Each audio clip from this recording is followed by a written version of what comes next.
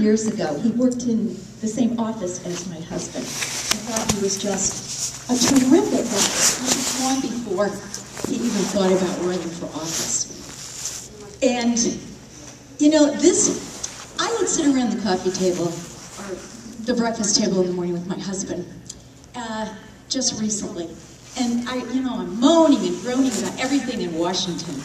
And I'm sure you've had similar conversations in your home. Everything is wrong. I'm not happy with this, and the taxes and the health care. And my husband looks at me one day and he goes, you know, that's all good, and you can complain to me, but what are you going to do about it? And I sat back and I thought, whoops, what am I going to do about it? I have never, ever been involved in politics outside of voting. I have never done anything. So this year, when Rocky decided to run, I said, this is it.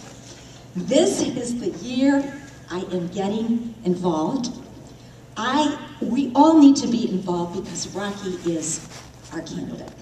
And I'm going to tell you why.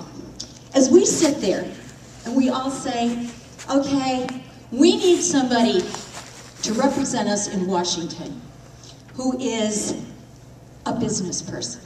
We need somebody who understands business. We need all these typical politicians out there. Well, let me tell you, Rocky is a business person. He has been in business, and he is currently the CEO of Star Tickets, a small business, and we all know how important small business is to America's economy today. So he has the business qualities. Secondly, we need somebody who's in public service. We need somebody who does understand how the political background works. I mean, how does Washington work? How does it, what does it take to get a bill passed? We need somebody who understands that, who's been there. And Rocky has been a politician. He started out when he was 11 years old.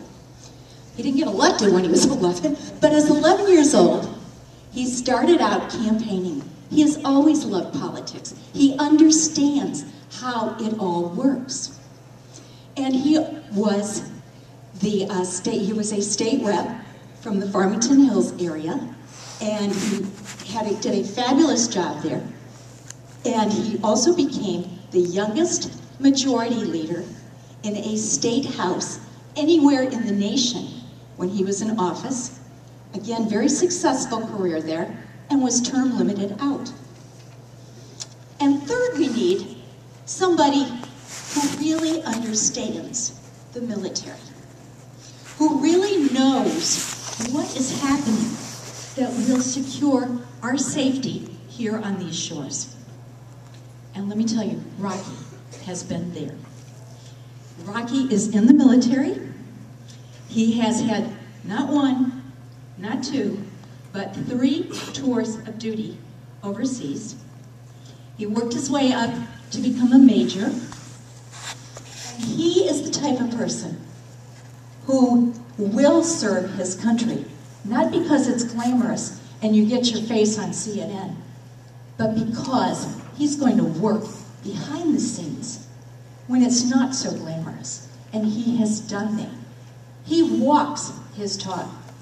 And being in the military and serving our country is something that not very many politicians can say.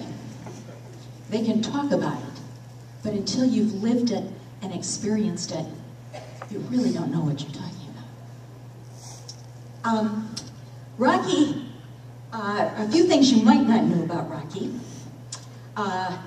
One, he has a law degree, but don't hold that against him. And I hope I'm not offending any lawyers in the crowd. But he has a law degree, so he certainly understands the Constitution and everything that it takes to get laws through. Secondly, he speaks 4 languages. He has lived in Michigan, and I think you've been in the 9th district your entire life. His entire life he's lived here, in the 9th Congressional District. And I must tell you, I live in the 9th Congressional District also. And finally, he is recently engaged. And Maya, his fiance, is gorgeous, wonderful, and they are getting married in April, and it will be a first marriage for both of them. They waited until they found the perfect person for each other, and they have found each other. So we certainly wish Rocky very, very well on his new endeavors. But he is going to be the next congressman in the 9th District. And I want you to take a look at a video to give you a little more insight on who he is. In these challenging times, we must seek out effective leadership. We can no longer afford to elect people to high office who are more interested in their own re-election than meeting the needs of our community. Today's challenges call for a leader who's capable, honorable, reliable,